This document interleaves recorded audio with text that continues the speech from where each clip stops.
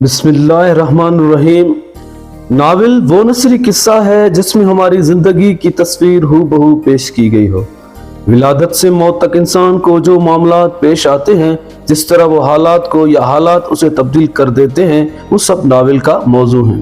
خلاصہ کلام یہ ہے کہ ناول ایک ایسا آئینہ خانہ ہے جس میں زندگی کے سارے روپ دیکھے جا سکتے ہیں۔ لفظ ناول اطالوی زبان کا لفظ ناویلا سے نکلا ہے، جس کے معنی ہے نیا، عجیب یا انوکھا۔ کالاریوس کے مطابق ناول اس زمانے کی زندگی اور معاشرت کی سچی تصویر ہے جس زمانے میں وہ لکھا جائے۔ ایچ جی ویلز کے مطابق اچھے ناول کی پہچان حقیقی زندگی کی پیشکش ہے۔ ناول کی اجزائے ترکیبی۔ ناول کے اجزائے ترکیبی کیا ہیں؟ یعنی وہ کیا چیز ہیں جن کا کسی ناول میں پایا جانا ضروری ہے۔ فن کے نقطہ نظر سے جن چیزوں کا ناول میں پایا جانا ضروری ہے وہ یہ ہیں: قصہ، پلاٹ، کردار نگاری، مکالمہ نگاری، منظر کشی اور نقطہ نظر۔ اب ان اجزاء کا مختصر تعارف پیش کیا جاتا ہے۔ قصہ وہ بنیادی شے ہے جس کے بغیر کوئی ناول وجود میں نہیں آ سکتا۔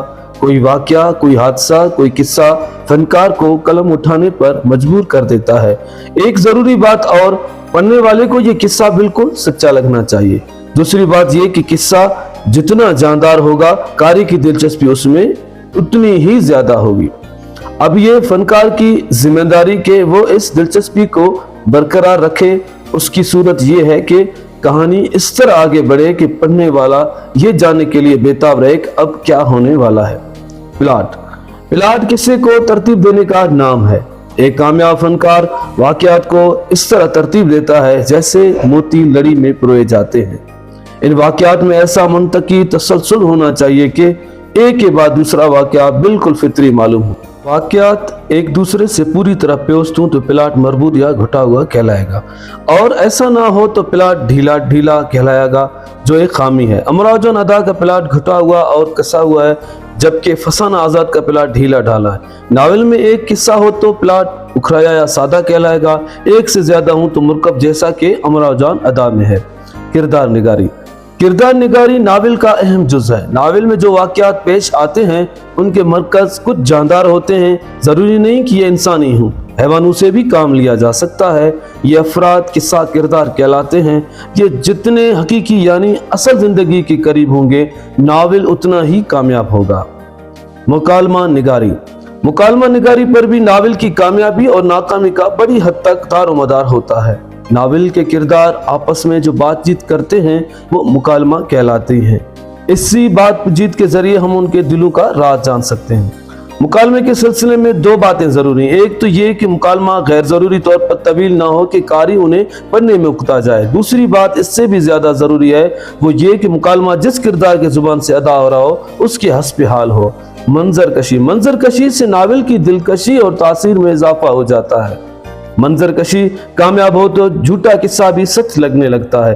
امراؤ جان ادا میں مرزا رسوا نے خانم کے کوٹے کا نقشہ ایسی کامیابی سے کھینچا کہ پورا ماحول ہمارے نظروں کے سامنے چل رہا ہوتا ہے۔